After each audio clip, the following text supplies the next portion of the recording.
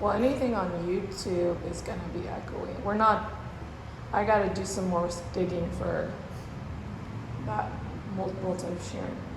For what? We're live. Hi there. Hello, everybody. Hi, how's it going? Hello, hello. We started 2 minutes early, so yay us. We'll let everybody come on. I'm kind of shocked, Michael. Isn't that 2 weeks in a row? 2 minutes to spare. 2 minutes to We'll give everybody a few moments. a few minutes.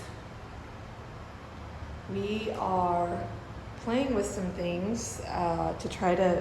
Yeah, tell us about the sound. Is it still echoey? We noticed last week it sounded echo again. So Monica's working through kind of the sound. I have a very high-pitched laugh and voice. I get very, very excited. So I think that has something to do with just trying to figure out the balance. So please provide feedback. Is it echoey? Is there good light? What do you have for us with all of this setup? We're trying to also put all this over on YouTube. In the next few weeks, we'll probably be streaming them through another app, maybe simultaneously, but you can also check this out over on YouTube. We're going back. It's not live currently. Right. We're going back and adding it to YouTube in a day or two after.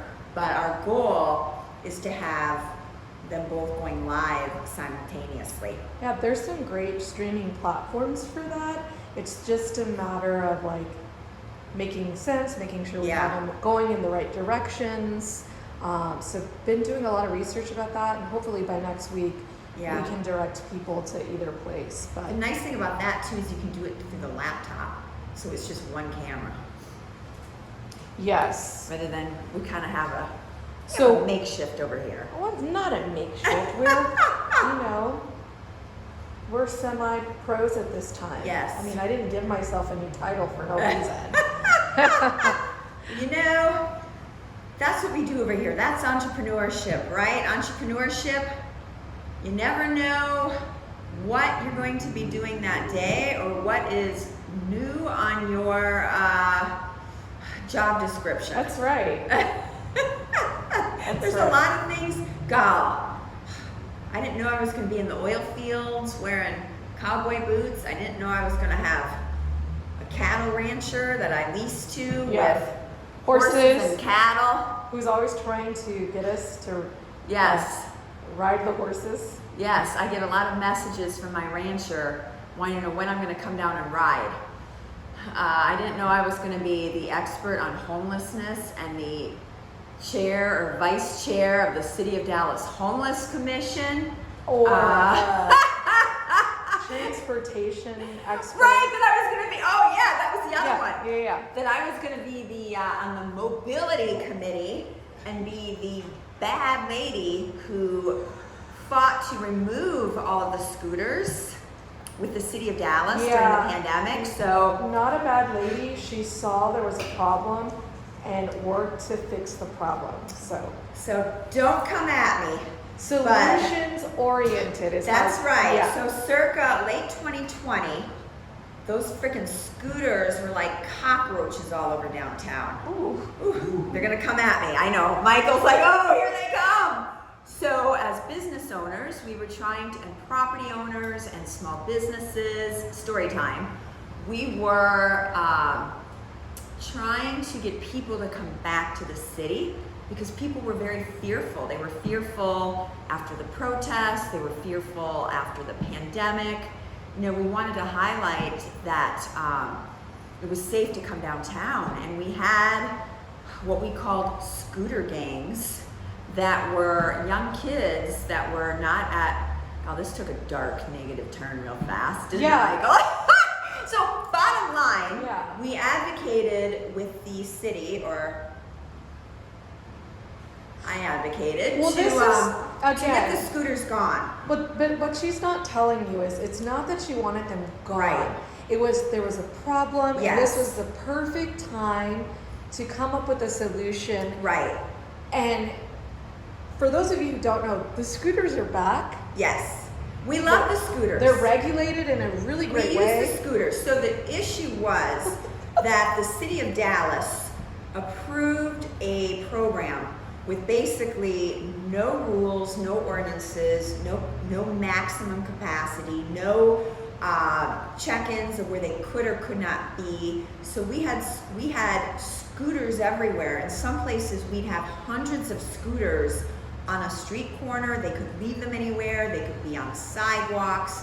It was crazy town. So the idea when we pulled the scooters from downtown in late 2020, it was to go back and evaluate. And ultimately the solution was through the Mobility and Transportation Committee was to print the program out to bid, select 2 or 3 operators as part of that winning bid, that they would come back with rules and guidelines stating where they could ride, where they couldn't ride, how old you had to be on them, how many downtown could support based off our density, based off of the GPS tracking, based off the use. So they approved and authorized different vendors to come back. They came back in, I guess, 2022, I believe. Two. And they evaluated them every so many months. We actually just had another mobility committee meeting just in the last month or so, and they elected to actually increase the number of scooters allowed for one of the vendors. I think one of the vendors maybe even was changed because of lack of compliance. So the good news is the scooters are back. We love them. Everyone's happy. But it just goes to show the importance of when you implement things that you really think through. You know, from the mobility committee, we looked across the country. We looked at San Antonio. We looked at San Diego. We looked at, where else, Michael? We looked all over the country, Minneapolis. And we looked at things that were working and that weren't working from a safety perspective, from an economic development perspective. And based off that, recommendations were made. The mobility committee with staff made recommendations to the city council, who then elected to support those ordinances and those changes. So now everybody's happy. We've got scooters. I use them. We see other people use them, and they're continuously reevaluated to determine whether we need to add more, have less. There was also a big advocate to have them in other parts of the city. You know, not just in the central business district or entertainment districts, but to even have them in other parts of the city so that some of the other neighborhoods across the city could also use them. There was a comment made that the scooter situation in downtown Dallas is much better. Thank you. So thank you for your Thank efforts. you for positive feedback. It is, I agree. I mean, what a difference. It's all like a distant memory.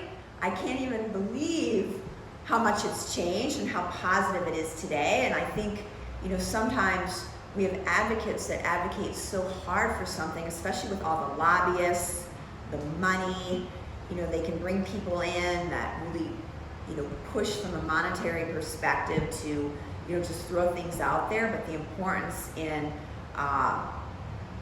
you know, really putting policies in place that allow us to reevaluate and get it right. Yeah. So that was.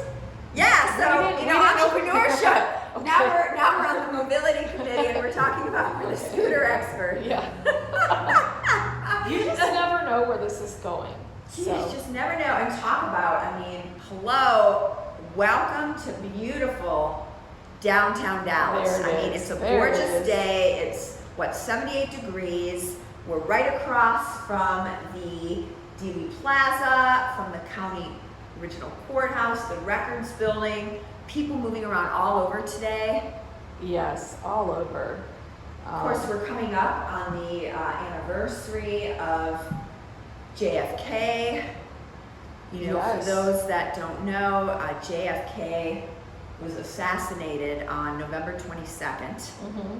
It's right around the corner. We can see the X directly across the street from the Purse building, the building that we are in right now, the building that that I own.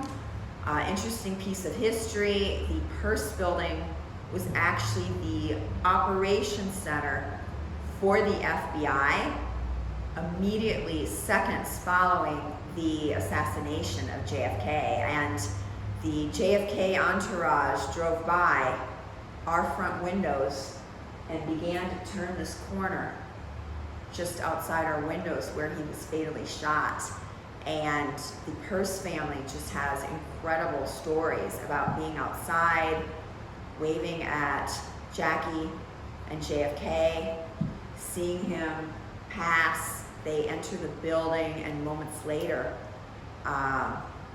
JFK was shot, and the FBI took over this building as they took over all the phones, they took over all the desks, and they essentially operated out of this building. And when you go up the stairs, you can actually see out our windows that corner and where history happened. So it's really, really incredible history. So now the weeks that we're leading up to that anniversary, there's a lot of news coverage in Dallas about that day. So.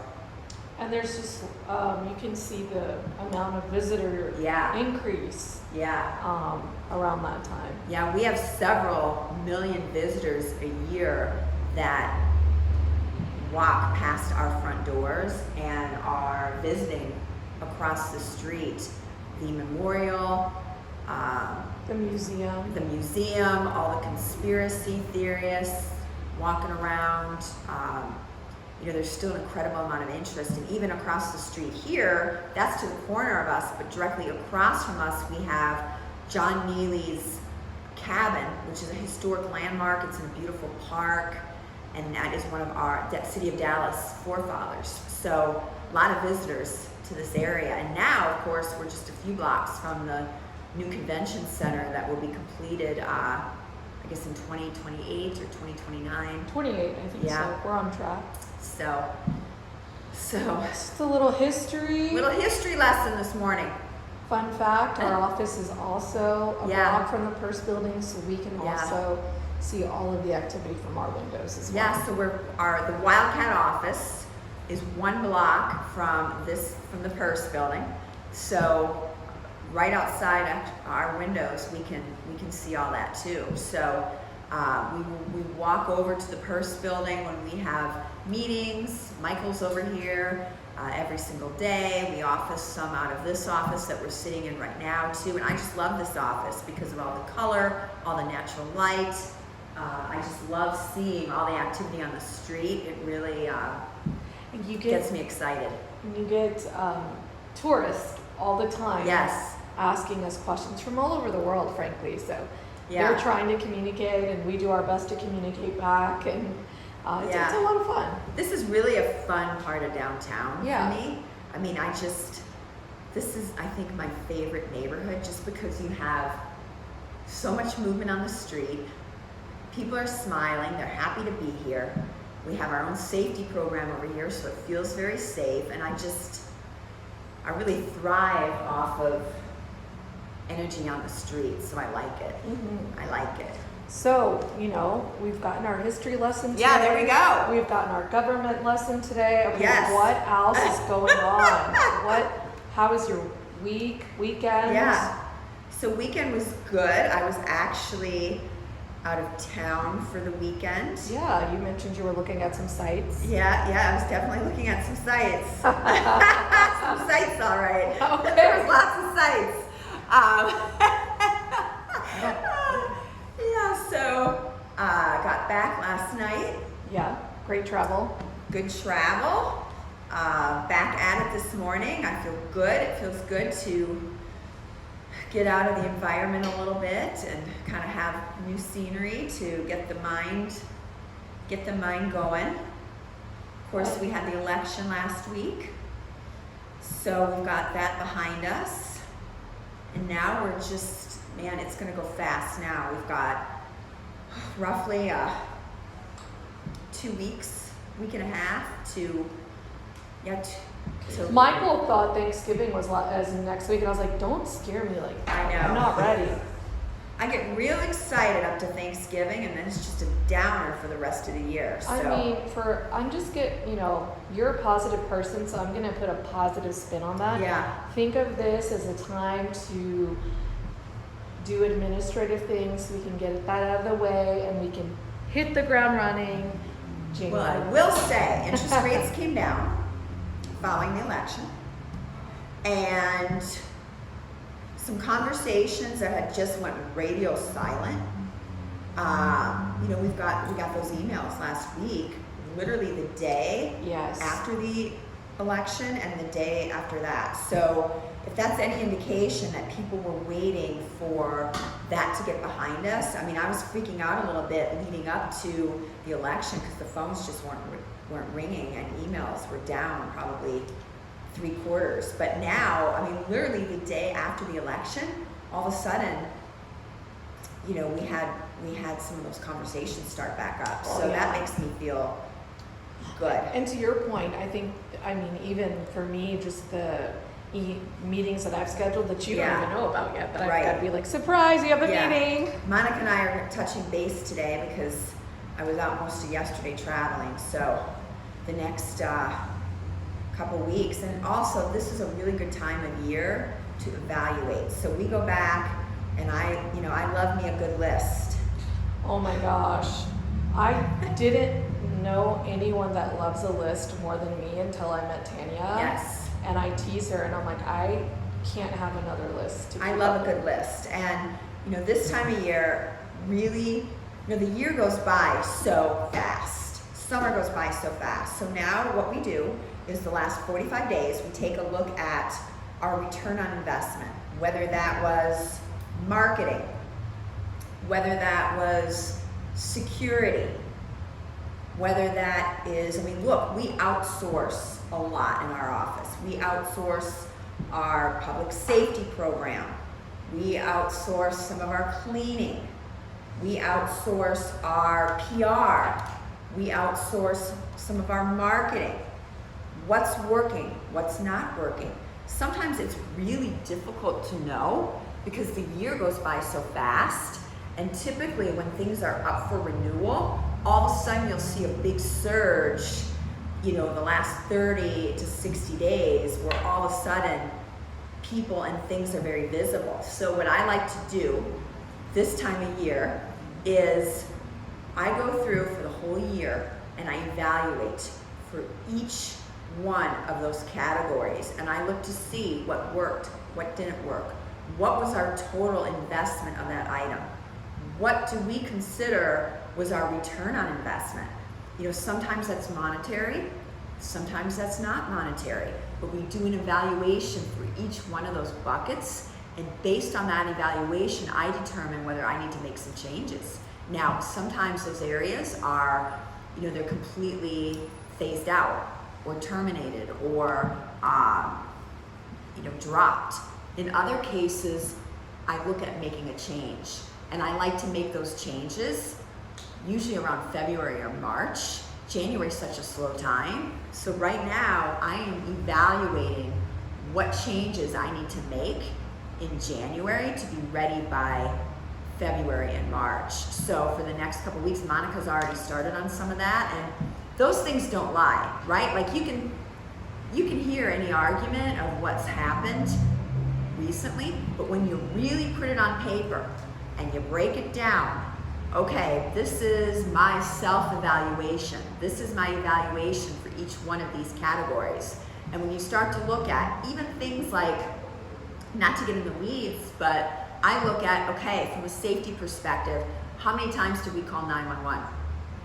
How many times did we have to contact either the safety team, the ones we pay for out of our own personal pocket versus the ones we participate in through our public improvement district?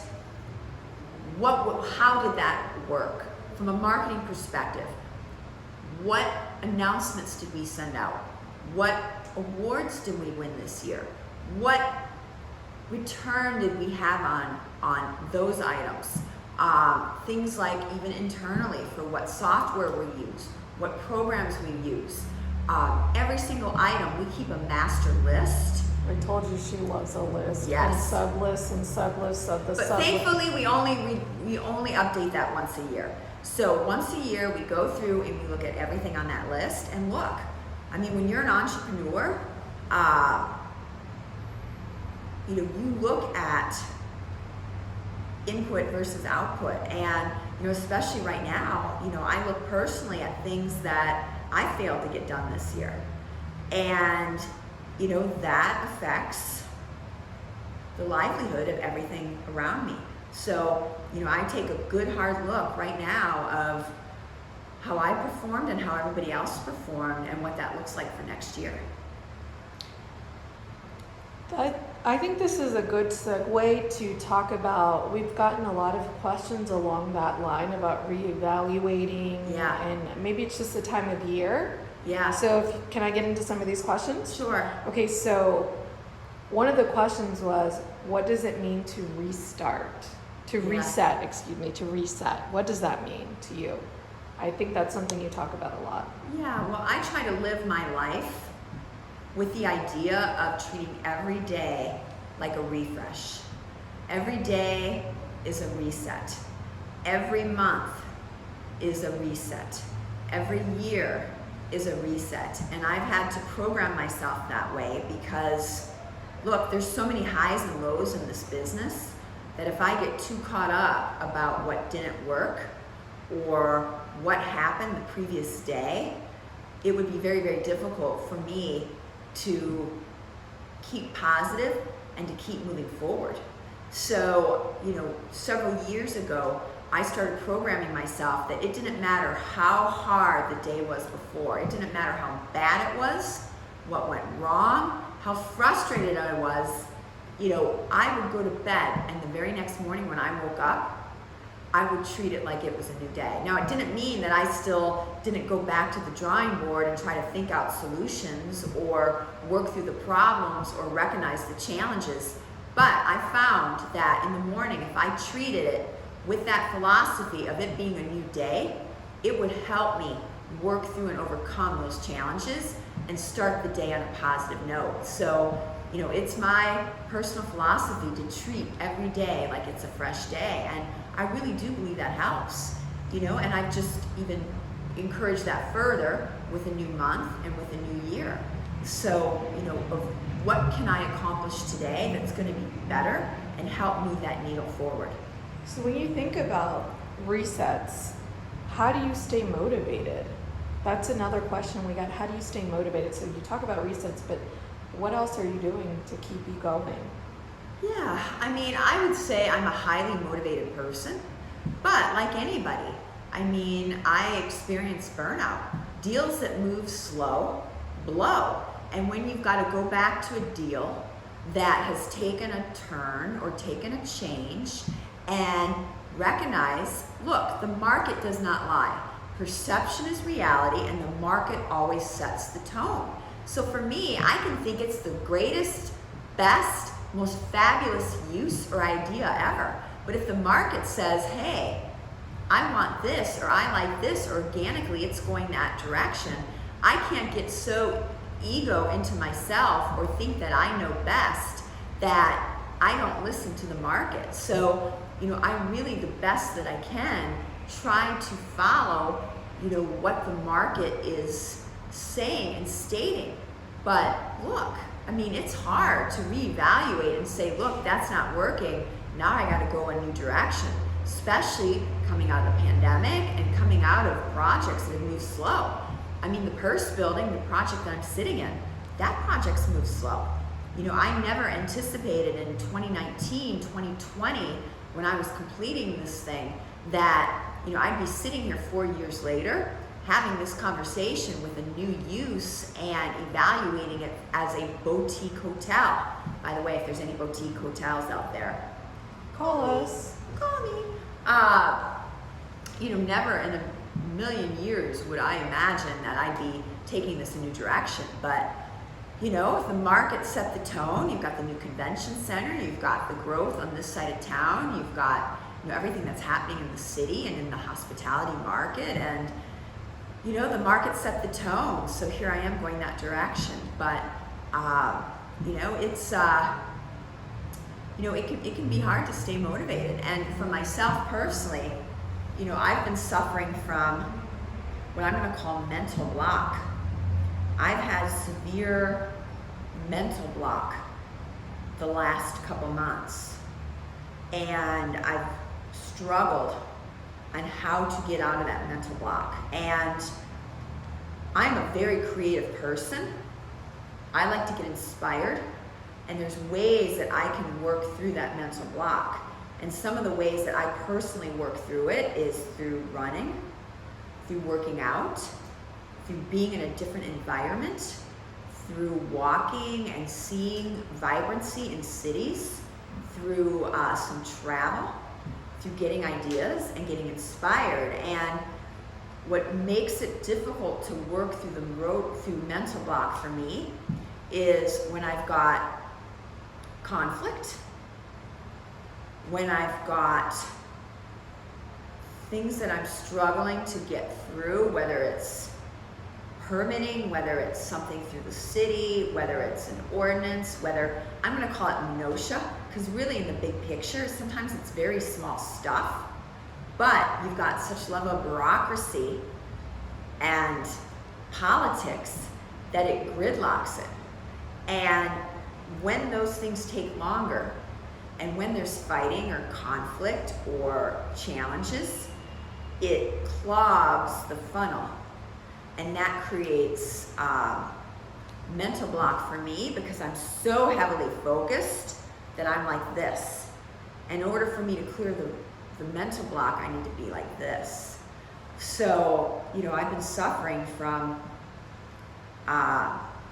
mental block. And I'm a very intuitive person, so I feel things within my mental capacity, even my body, that most normal people don't, just because I'm highly sensitive. That too has got to be exhausting. Extremely. Feeling like an empath type thing. Yeah, I got to get through this mental block. And I've got some things that I'm super duper excited about. Mm-hmm.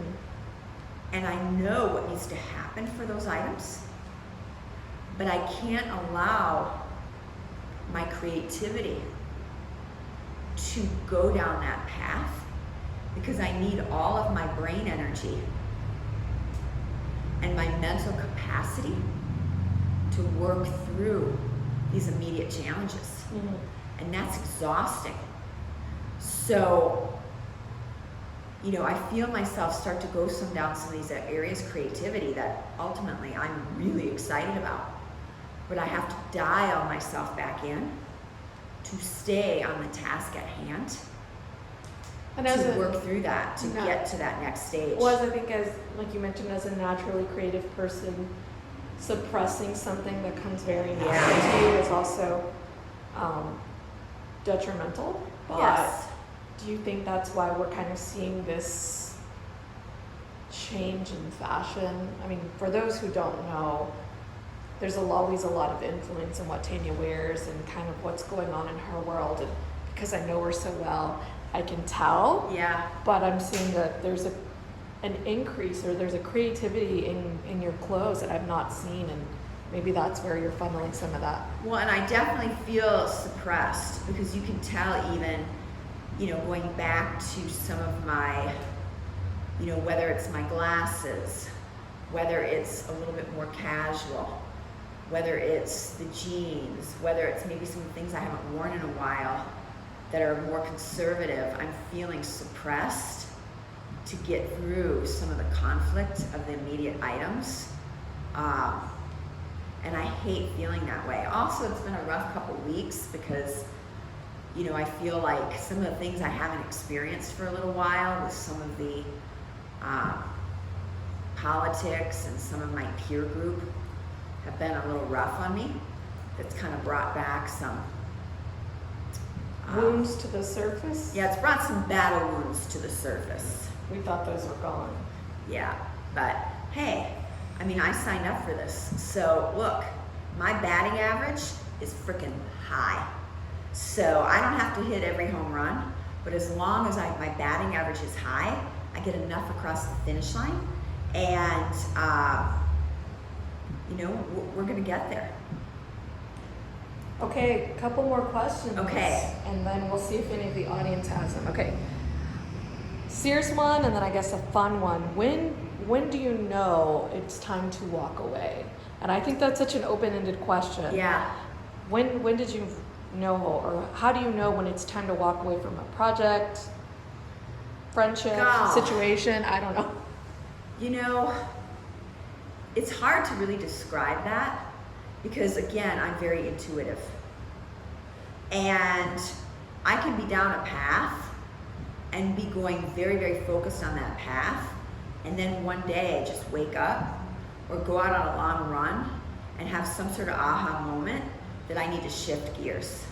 And Monica and my team can certainly attest to that, where I've come in one day and just all of a sudden out of the blue, I'm shifting direction. But I would say, kind of along the lines with that question of knowing when to walk away, is not becoming so attached to things that sorry, we were waving at somebody walking To the by. commissioner, county commissioner. Yes, That's I who saw that him. I saw him the other day too. This must be his normal schedule because I saw him last Tuesday as well at this time. Well, it's commissioner's court and it's during their lunch break, so. Yes, we saw the same commissioner last week at this time. But we're right down the street from the courthouse and the county commissioner's court, so we see a lot of the staff and our county leaders. But when it's time to walk away, I would say not getting so attached to things. Again, going back to my earlier, the market setting the rate, perception versus reality, that you don't get so attached to things that you don't recognize when it's time to move on. And certainly, I personally have definitely been guilty of this, especially in the last 15 plus years, being so incredibly invested in downtown Dallas, being very involved with the revitalization efforts, having a large investment down here, really recognizing of when you have either evolved, outgrown, maybe things are different in that environment or that capacity, and recognizing maybe they're not as effective as you once were.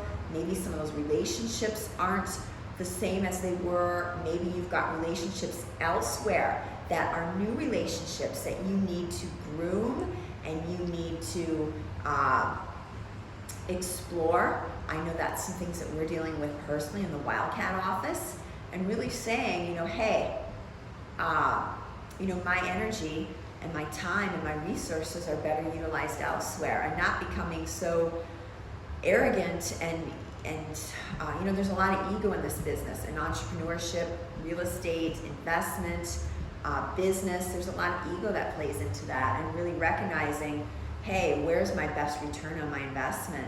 And sometimes you just gotta walk away. You gotta walk away. I certainly did that recently with the Liberty Building.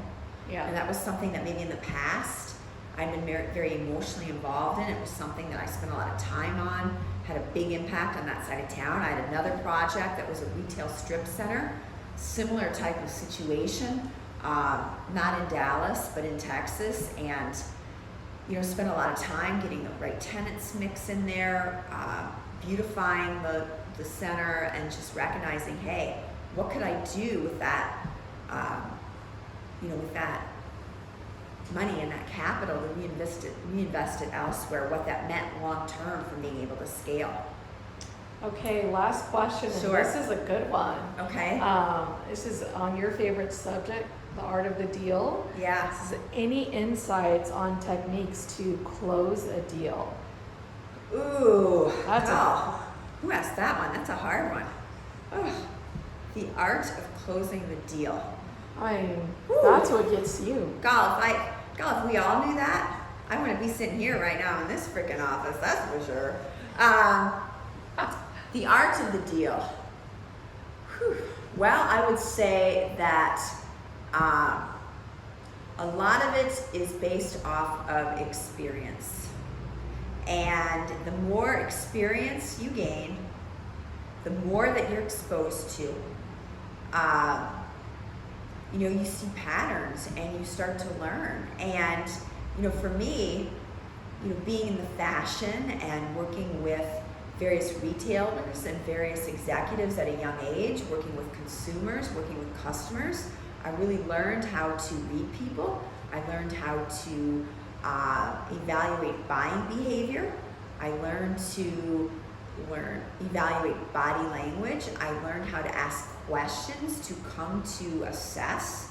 And what I mean by questions is, it could be anything from, what are your motivators? Is this person a motivated seller?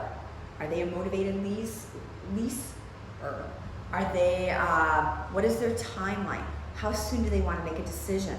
Are they the decision maker? What is the steps to making a decision? Does it go to one person? Does it go to 10 people? Is it subject to a board? Does the board have to prove something? What is their budget? What is happening in that capacity to make them more motivated to make a decision? Asking the right questions is super duper important, and probably the top questions is, who's the decision maker and what is that timeline? Does that timeline meet my timeline? If I'm wanting to do something in a year, or am I wanting to do something in 2 months? If we aren't on the same page, no matter how great and wonderful that person is, or how much money they have or I have, if we don't fit the same timeline and have the same goals, those things don't matter. Sometimes having patience. I am the most, my friend and peer, who I miss very much, Miss Courtney Garrett, who is now out in Denver, Colorado. She at one time told me how I was the most impatient person, and that I would be the first to attest that I don't have a lot of patience. Mm-hmm. I am the most impatient person, and what that means is I will work the deal if it kills me, step by step by step. I will make my lists. I will evaluate. I will put the team together. I will assess, and if the market says, "Hey, Tanya, you're not ready," I will pull that baby back and put it back on the shelf, and it will make me crazy. It'll give me some gray hair, but I will be patient, even though I'm incredibly impatient. And I also just have been able to hone my skills to be able to recognize when it's time to close the deal. And it's hard to describe that. It really is. Something that necessarily can't be taught, it's something you have to experience. Yeah, I think so. Yeah. It's in my blood. Well, I would say working with you too, your habits kind of transfer to us, because I know when we're working on something, like, okay, she's asking me this, but I need to, what are the 5 other things that she's going to ask that I can be prepared for that? And all of a sudden, I know. Right. That if I've got any fighting chance, oh yeah, I gotta go for it, and I gotta go for it now. Yeah, that's great. So that's a great way to end things. I wanted to see if anyone on had a question on Instagram. This is your time to ask. mm-hmm. As we wrap up, I just wanted to ask, we've got a new week coming up. Is there anything that's got you really excited about this week? And some closing words. And tell me how you all, how do you deal with setbacks? How do you deal with keeping motivated? What do you find as the best way to keep yourself refreshed, reset, and minimize that mental block? Comment below. Give us all some advice, whether you're on Instagram, whether on YouTube. Follow both pages. We'll tag both of them of where to find us. But tell me some things that work for you. And, more than anything, really surround yourself with good people. Because I just took the philosophy, coming out of the pandemic, that if people were time, energy suckers from me, if they're negative people, and there's a difference between people who tell you straight, not what you want to hear, but tell you truth, versus people who are negative. And look, I have zero capacity for whiners, complainers, or people who are toxic or negative people, and I cut those people. They're out of my life. They're done, they're out, they're goodbye. I want people who shoot straight, certainly, but also surround yourself with people who perform, who show up, who are doers, and who want to see you succeed. That's a great close. I love Great that. close. Yeah. Okay, everybody. Have a great week. I want to say happy birthday to Monica. Happy birthday. Oh, Happy birthday. Happy birthday. Monica's birthday today. So after this, we're grabbing lunch. We got cake. We got presents. We're going to celebrate her and how wonderful and amazing she is and how thankful we are to have her in our Wildcat life. Have a great week, everybody. Have a great everybody. Thank you. Make it happen.